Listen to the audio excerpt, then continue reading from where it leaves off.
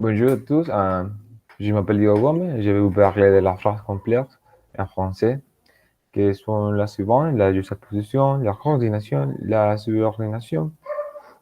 Et dans la classe de les subordonnés, il existe quatre types de classes subordonnées qui sont les suivantes. La subordonnée relative, subordonnée complétive, subordonnée circonstancielle et subordonnée directe. Bon,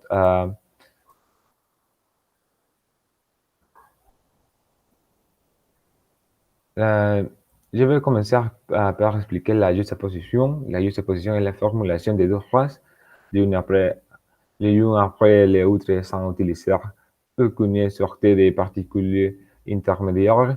Pour les relire les phrases indépendamment, vous pouvez être la juxtaposée à homogène de virgule, de une virgule ou de un point et virgule.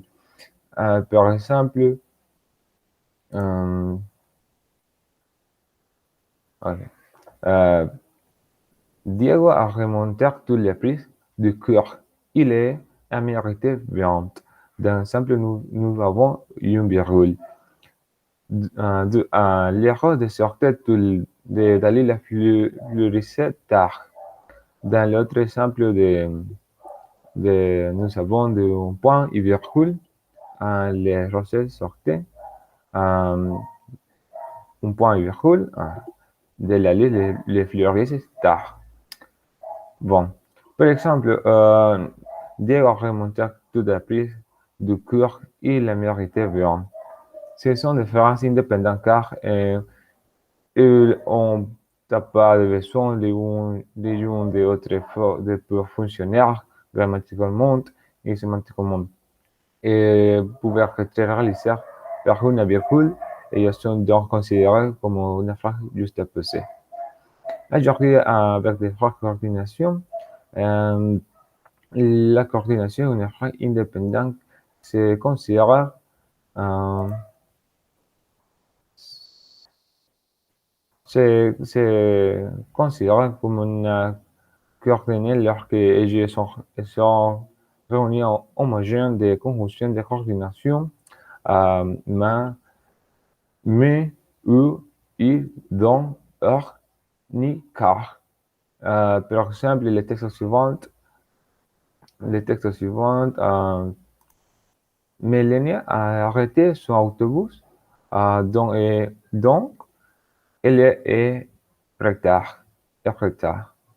Dans celui, on pouvait avoir les donc, les Mélanie a arrêté son autobus, donc elle est en retard. Ce sont des phrases indépendantes car elles ont par besoin de l'une et de l'autre pour fonctionner grammaticellement et sémantiquement. C'est-à-dire qu'on met vouloir de hiérarchiques dans ces ils sont jeunes à peur de confusion, de coordination et qui servent de sémantiquement à ajouter les centres de un celui de l'autre. Bon. Suivant, la subordination.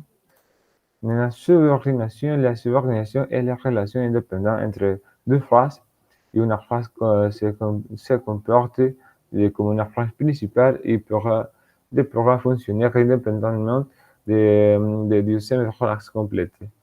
La première est donc considérée une classe de subordination et la subordination est établie au moyen de conjonction de subordination ou de pronoms relatifs. La classe de subordination ne peut jamais fonctionner indépendamment en s'accompagnant de la classe principale car c'est à lui de faire de perdre toutes ces sons. En français, il existe plusieurs types de classes subordonnées. Les classes subordonnées, euh,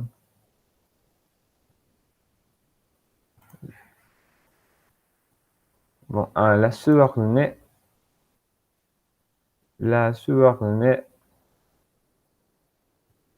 relative. La subordonnée relative Euh,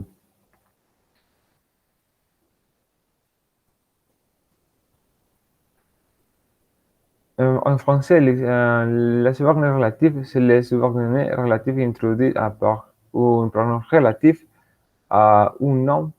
Par exemple, les invités ont adoré les gâteaux de Fiona. En fait, nous pouvons observer le Q en suivant, sous la subordonnée complémentaire.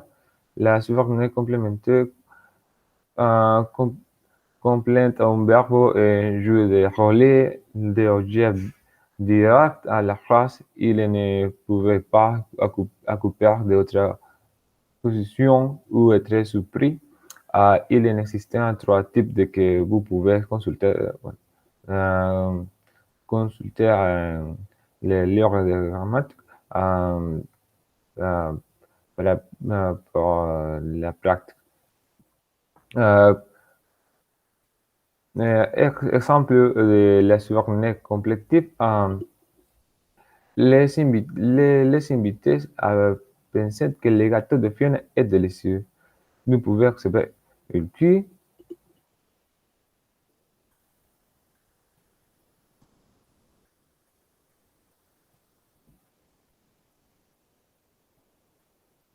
le,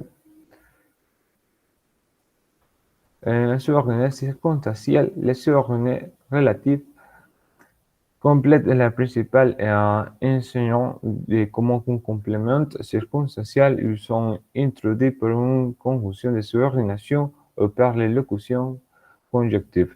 Il existe différents types de selon qui incluent la temporalité, la cause, le but, etc. Euh, par exemple, Fiona doit retourner au supermarché parce qu'elle a oublié l'acheter d'Wally. Autre, Fiona a mis de la vanille sur le gâteau alors que c'est sûr lui a conseillé de mettre de la cannelle. Bien, et j'ai tout de bien que j'ai dû repartir à supermarché.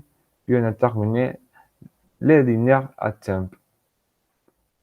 Bon, esos son unos ejemplos de la subordinación circunstancial, donde podemos ver que cuando se introduce pues, lo que es el que, ah, en la otra parte de la oración deja de tener un, por decirlo así, coherencia. Depende de de la principal oración para tener pues una coherencia de la parte de la oración. En la parte en la que es ya subordinada. Así que bueno, les dejo con mi compañera Vanessa con la siguiente parte. Ok. Bien, aujourd'hui, je vais parler de phrases verbales et de les phrases nominales. Bien, il faut savoir que les phrases verbales sont celles qui, selon les Ramières, nous disons que c'est celle qui est construite autour d'un oppresseur verbe conjugué. Par exemple, les phrases souvent, nous arriverons dans l'heure. Dans ces phrases, nous avons le verbe arriver. On ne veut naviguer de profonde dans ces phrases. Nous avons le verbe ne veut me se passer. Le s'élever devant copier la liste de tables. Dans ces phrases, nous avons le verbe devoir. D'ici, on peut entendre la musique de la fête. Dans celui-ci, nous avons le verbe entendu. Les enfants ont acheté de nous avons livres. Dans celui-ci, nous avons le verbe acheter. Vanessa étudie tous les jours.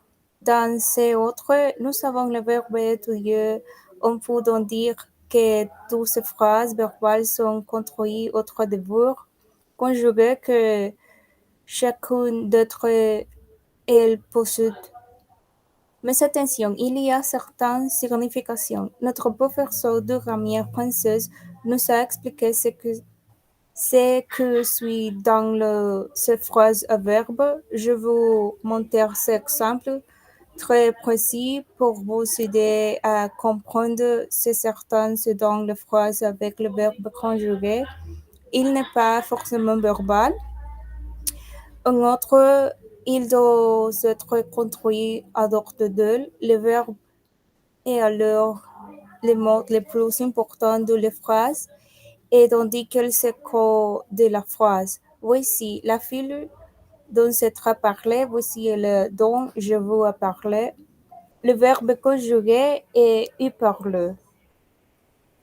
Mais la phrase tournée autour de la fille est nom du verbe. Ce n'est pas une phrase verbale, même si le verbe conjugué. Toujours au sujet de locution nominale, il faut savoir qu'une phrase est une locution nominale si elle n'est pas un verbe et si elle construit autre d'un nom commun. On le trouve souvent dans la discussion, discours, dans les tirs, dans les publicités. Je vous montrer cet exemple. Le danse en grande discipline, les salons vont corriger, les sollicitudes dans une situation étrange, chaque soir une nouvelle aventure, le chien, le meilleur ami de l'homme, votre amitié, un excellent cadeau, l'amour, un sentimental incroyable, le cours d'un fin, un grand mystère, l'éducation, le grand problème du Guatemala. Dans toutes ces phrases, il n'est pas de verbe conjugué car nous avons déjà appris ces phrases nominales que nous travaillons toujours dans les journaux et les livres, mais vont les précis en sortant ce que nous aidera à ne pas être confus, à savoir qu'une phrase non verbale avec substantif n'est pas nécessairement nominale. De plus, elle doit être construite autour d'un nom commun. Ce dernier est alors le mot le plus important de la phrase et construit le jour de la phrase. Porteur de grands est une obligation. Pas de verbe conjuguer les phrases. Le noyau de la phrase est non commun pour tout. Il ne sera pas de jour syntagme nominal. Vous savez ce qu'est un verbe ou une phrase nominative, ce qui nous aideront à la indiffère sont les phrases subordonnées commencent par la conjugation ou un relatif, ce qui signifie qu'elles ne prouvent avoir un se complet à elle celui. Si dans une phrase, le verbe se trouve dans la clause subordonnée, dans ce cas, il ne s'agit pas de discussion verbale, mais c'est une discussion nominale. Eh bien, c'est ça. Bonne journée. Merci.